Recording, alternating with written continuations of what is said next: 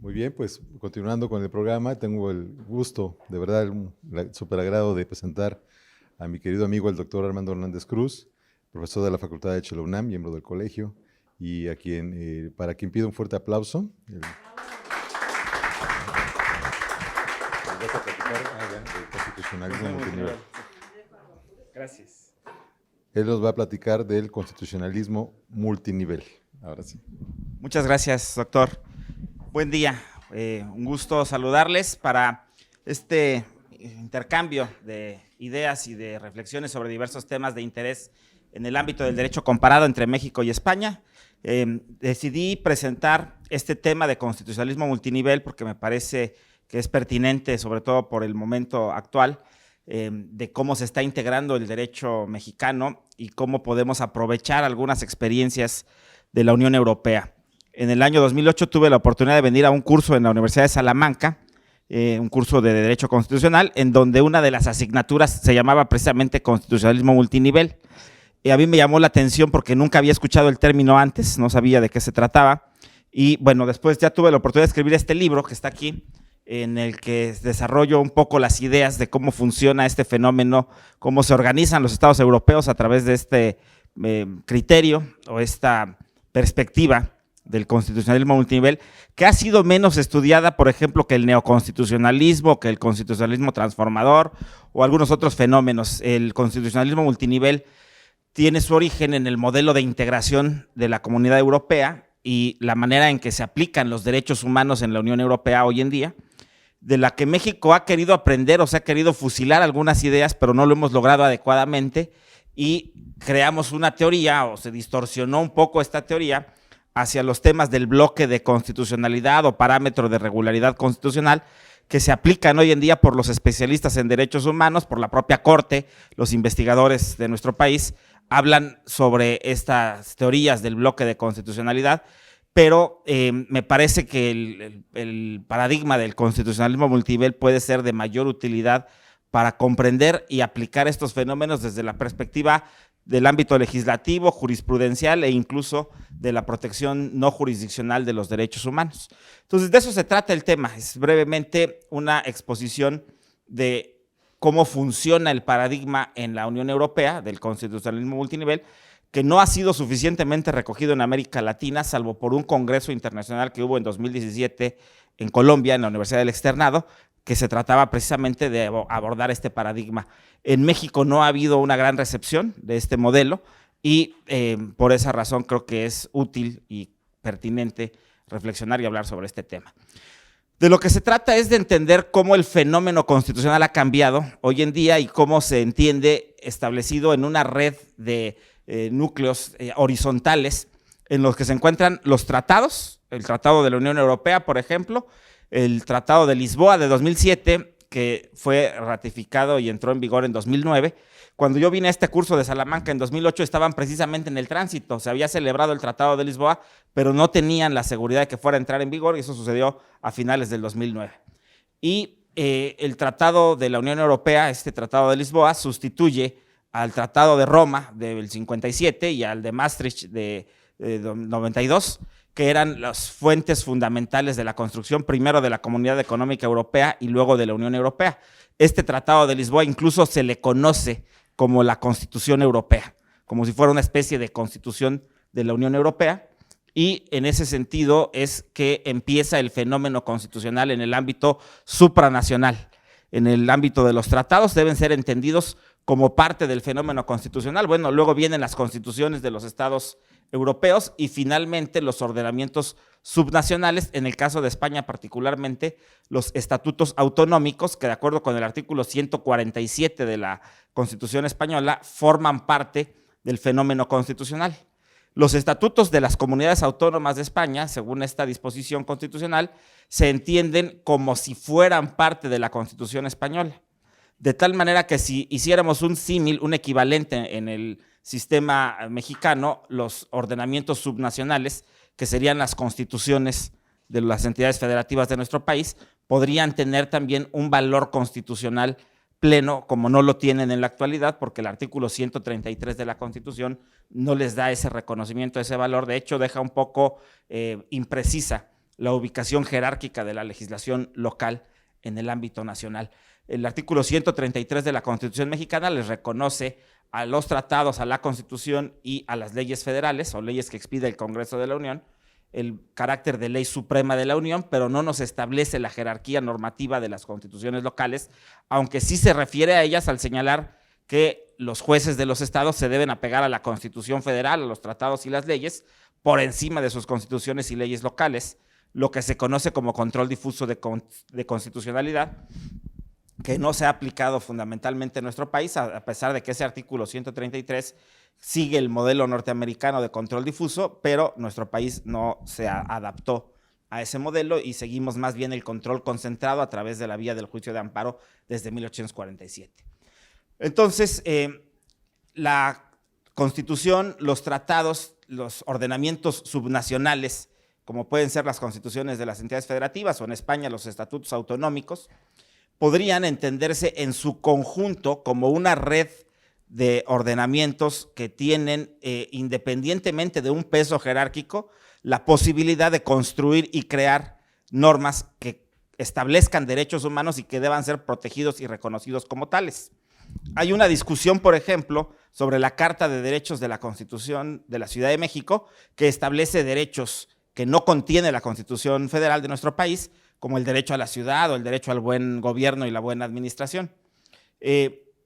Y la validez de los derechos humanos contenidos en ordenamientos subnacionales no debería ser puesta en duda o en cuestionamiento, porque evidentemente existe la posibilidad de ver de manera, decía yo, horizontal y como un núcleo de redes constitucionales a todos estos ordenamientos. En cambio, la teoría del bloque de constitucionalidad no deja de poner jerárquicamente a la Constitución por encima de los tratados, no sé, porque además así lo dispone nuestra Constitución, los tratados deben estar de acuerdo con la Constitución. Y la jurisprudencia 293 de 2011 de la Corte reconoce la existencia de esa jerarquía, aunque medianamente implica que cuando se trata de derechos humanos, las normas no deben relacionarse en términos jerárquicos. O sea, no debe ser tan importante la jerarquía de las normas como su funcionalidad, su utilidad y el mayor beneficio que puedan aportarle a las personas a través de esto que se conoce como el principio pro persona. Y de tal manera que la aplicación de ese principio debe, en mi opinión, salir del ámbito de este bloque de constitucionalidad que se ha construido en México para explicar este funcionamiento y quizá adaptarse a nuevas tendencias y nuevas teorías como la del constitucionalismo multinivel, que sí articulan los tratados en una dimensión supranacional con la Constitución y con los ordenamientos subnacionales. La teoría del bloque de constitucionalidad, según también en otro curso que tomamos en Italia en 2016, nos decían que lo que habíamos hecho en América y particularmente en México era malentender la teoría que ellos crearon del bloque de constitucionalidad, según la cual algunas leyes, las llamadas leyes constitucionales, sí forman parte ficticiamente del texto constitucional. Y las leyes constitucionales son aquellas que desarrollan algún contenido específico del aparato constitucional. Por ejemplo, la Constitución de Austria no contiene, es la única en el mundo occidental que no contiene un catálogo de derechos humanos y remite a una ley secundaria, que es una ley constitucional. Entonces, se desarrollan dentro del aparato de la legislación secundaria los derechos humanos en vez de hacerlo en un catálogo constitucional como lo hacen casi todos los estados del mundo moderno. Y esa ley que contiene los derechos humanos es una ley constitucional y por lo tanto se entiende que forma parte de la propia Constitución y eso es lo que se entendería por bloque de constitucionalidad. Entonces, cuando discutíamos en esa ocasión con profesores italianos y los mexicanos hablaban del bloque de constitucionalidad, pues los italianos estaban sorprendidos porque nos decían que en América o en México lo que habíamos hecho era malentender esa teoría y haberla distorsionado y tratar de meter a los tratados en un bloque de constitucionalidad de la Constitución, lo cual no es propio de la naturaleza de los tratados y no es propio además de la propia teoría del bloque de constitucionalidad. Bueno, entonces, bajo ese esquema, creo yo que si estudiamos más profundamente la teoría del constitucionalismo multinivel, cómo se aplica en la Unión Europea y cómo funciona además para explicar un fenómeno que no tiene ninguna comparación en el mundo, que es el fenómeno de integración europea, podríamos utilizar sus elementos para entender la aplicación del principio pro persona, para entender la importancia o no que puede tener el sistema de jerarquización normativa cuando se trata de la protección jurisdiccional y no jurisdiccional de los derechos humanos, y el resultado que se puede obtener a través de este fenómeno y de esta nueva modalidad de comprensión del fenómeno constitucional. Por esa razón, la única parte que me parece rescatable de la jurisprudencia 293 de 2011 es la que dice que las normas que contienen derechos humanos no deben verse en términos jerárquicos. Eso sí me parece que es muy importante, pero no ha logrado ser operativo, eso no se ha traducido en una actuación, en un criterio jurisdiccional que obligue a los jueces precisamente a hacer eso que dice, que además es en lo que consiste el principio pro persona, aplicar la norma que sea más favorable a las personas, y sobre todo cuando se trata de normas cuyo contenido son derechos humanos, sin importar las jerarquías normativas. Pero los constitucionalistas no están muy acostumbrados a hacer eso. Los constitucionalistas están muy acostumbrados a ver las normas en función de jerarquías, como se hace incluso en el ejército, de manera formal, jerárquica, a través de esta pirámide normativa o esta idea de jerarquización de normas que está incluso en el principio de supremacía constitucional de nuestra Constitución, en el artículo 133, y el estudio de los derechos humanos hoy en día implica nuevas metodologías, nuevas perspectivas, y quizá también hacer de lado estos criterios jerárquicos que funcionan en el constitucionalismo, pero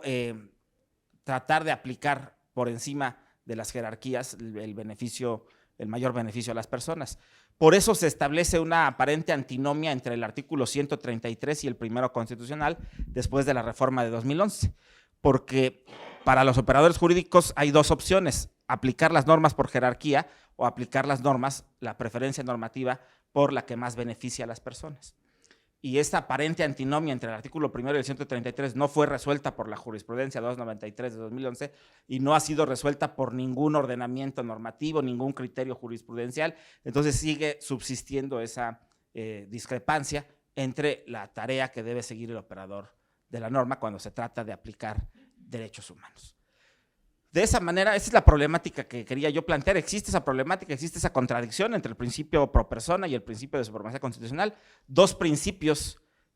constitucionales, dos principios incorporados en el texto constitucional que orientan al operador jurídico cómo debe aplicar una norma que contenga derechos humanos, y no existe una solución. No existe al momento, no existe entre los operadores jurídicos una solución de cuál norma deben preferir, la que es superior jerárquica o la que es más benéfica.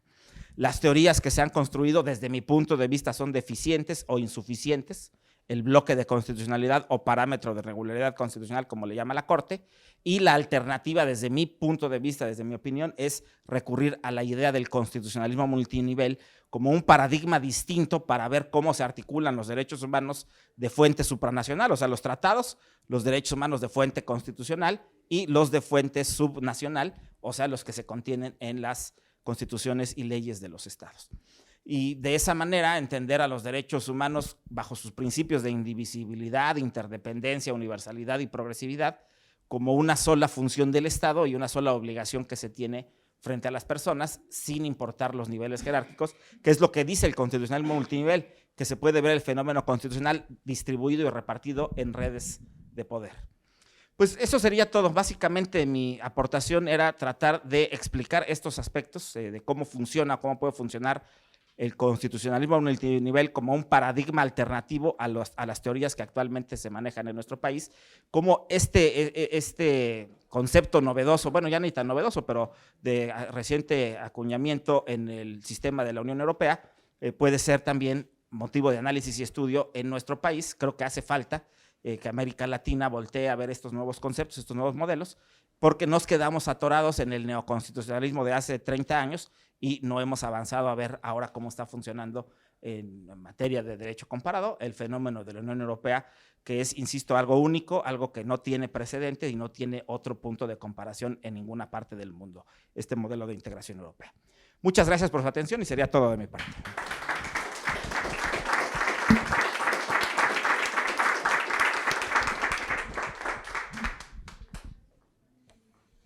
Pues muchas gracias, amigo. La verdad es que,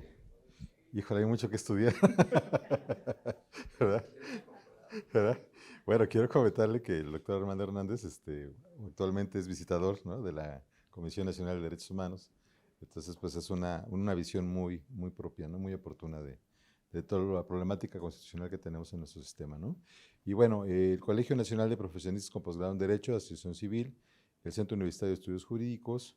y el Colegio Comprender otorgan el presente reconocimiento al doctor Armando Hernández Cruz por su valiosa participación como ponente en el primer Congreso Internacional de Derecho Comparado México-Unión Europea. Madrid, España, 9 de diciembre del año 2022. Muchas gracias.